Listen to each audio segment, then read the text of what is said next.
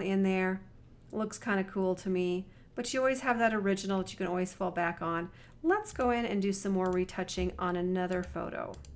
Let's go into this photo here. I was the only one that was brave enough to take a picture of my face really up close. A lot of times people want to brighten their teeth and their eyes and make their lashes a little bit darker. So I'm going to right click and I'm going to duplicate that layer. I do see there's a lot of imperfections, so let's go back in and get that spot healing brush. Make my brush size a little bit bigger. I'm going to zoom in. You always want to check with the model to make sure that if they do have, you know, not pimples, because I'm sure they want their pimples to be removed, but if they do have birthmarks or freckles, do they want them to be removed? I do have a freckle right here. It's funny because it's just at the tip of my nose almost. I'm going to get rid of that. And some age spots, and also a little piece, I don't even know what you call that, and get rid of some of these rosacea? I'm not sure. It's like the reddening of the skin. I can't remember what they call it. And I got some droplets of mascara on my face as well, and of course a few wrinkles down here. I'm not going to get rid of all the wrinkles, but I'm going to make it a little bit bigger and see what we can do with that smoothing of the wrinkles area. It's not going to be that great. There's something there too, unless that's on my, sometimes I can't tell if it's on my monitor or if it's on the actual photo. Now you can also blur it just a tiny bit. So let me see if I can't go into filter, blur, and one blur. Let's see if that made any difference. Let's go before. It kind of did a little bit. You can also go Gaussian blur, but I think that's going to be too much. So filter, Gaussian blur. Let's take it down a little bit. Let's go maybe 2 pixels, maybe 3. Click on OK. It did blur it just a little bit. I think there's a little thing up here though. Let's do this. Let's take our lasso tool and I'm going to lasso around this area here just a bit.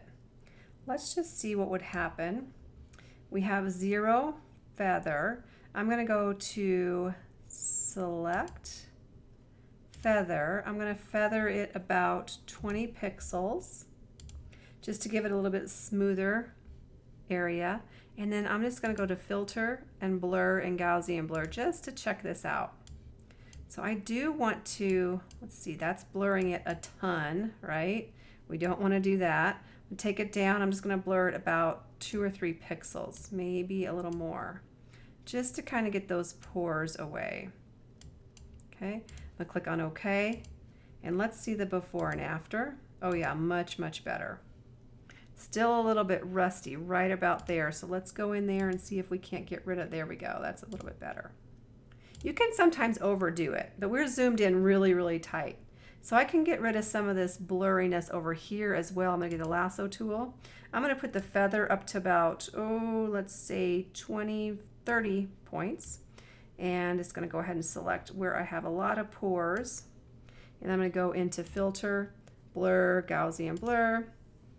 And every photo is going to be a little bit different, so you have to be very careful. That's too much blur.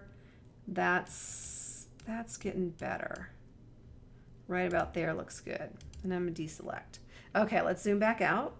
Let's brighten the teeth just a tiny bit. So I'm going to go over and I'm going to go get my dodge and burn tool. So the dodge, sponge, and burn tool are located underneath the enhance. And what I'm going to do is I'm going to get the dodge tool. So it looks like a lollipop.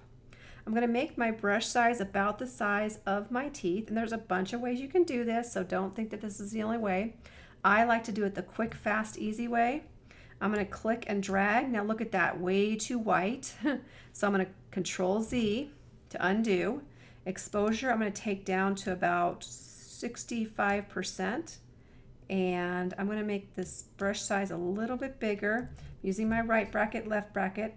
I'm going to click on each tooth just a couple times, make it a little bit smaller as I go back, And here's the before, and here's the after. I do like my teeth a little bit whiter. And you can also do the whites of your eyes if you want to. I'm just going to click one time in the whites of the eyes. And then here's the before, here's the after, so you can see a little bit of a difference. If you wanted to darken up your eyelashes, I barely have any eyelashes on the top, but you can use that burn tool so it looks like a little hand, but you're going to have to make your brush size really, really, really, really small. Okay, so it's really small. It's almost like a couple pixels wide, and you're just going to want to go over the top of that. Whoops, Control Z, sorry about my sound effects here. The exposure I'm going to take down a little bit, and mid-tone size, let's even go smaller. So I'm going to go to maybe 30 points, and then you can go ahead and follow over the top of your lashes. Now you don't want it to look too fake. I'm doing it a little bit too dark right now. Control Z to undo that last one, but you can always play around with this exposure. Okay, so I'm just kind of pulling out those lashes, maybe making some new ones. You have to be very careful. This is hard to do without a Wacom or Wacom, whatever you want to pronounce it, tablet. So I'm going to zoom back out. Here's the before, here's the after. Don't really like the way I did those lashes, but you get the idea. So then you can also take this and you can enhance it by going in through all these different areas here that I showed you about before. I'm going to go to auto levels. That I think is way too bright. So I'm going to Control Z and I'm going to do my own levels. So enhance, adjust lighting, my levels. I'm going to brighten it up just a little bit, not as much as they did though, and maybe darken just a little bit. Here's the before, here's the after. Click on OK. Now here's the original, here's the retouch. So you can kind of take it to whatever level you want to do it. Most digital scrapbookers won't go this far, but I did want to show you how to use some of those tools. If you are a professional portrait photographer, then you're probably going to want to know this inside and out. I just wanted to give you a little touch of the retouching. Thanks so much for watching this quick snippet taken directly out of the Photo Editing and DigiScrap Academy. And my final thought for the day is to do what you love and love what you do. Bye for now.